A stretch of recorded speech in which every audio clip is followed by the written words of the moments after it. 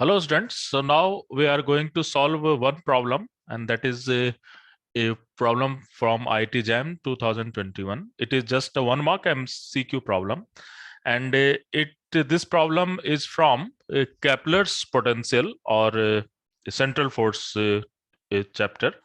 So the problem is very interesting.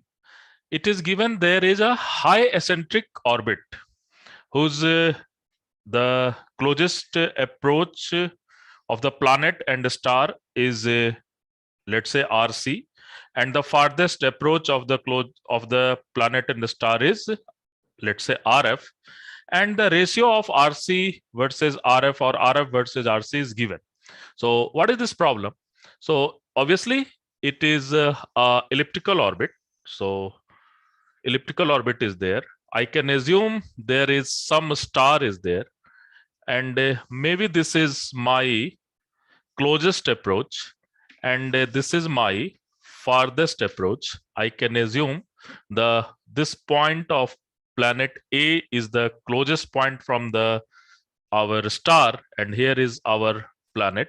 Let's say assume the mass of planet is m, and this is farthest point. So let us go for this point is B, and it is given that RF by RC is equal to nothing but 300. So what we have to do, we have to calculate actually ratio between VC upon VF. So VC upon VF is all about ratio of speed at the closest approach to the farthest approach. So obviously we should go for conservation of angular momentum, because the forces are central, and whenever our forces are central, we can easily use conservation of angular momentum because your momentum is conserved, and we can also assume that motion is confined into plane. This all thing we can discuss in our theory, but here we can easily use conservation of angular momentum. So momentum at A, that is angular momentum at A, is equal to angular momentum at B. And if we are going to write the value of angular momentum at A, then this will be m. Vc is the speed of planet at A, and Rc is the distance of planet and star, and this is equal to m Vf, that is the speed of planet from farthest distance to star, and RF is the distance, farthest distance from planet from B to, let's say, the point of where a star is there.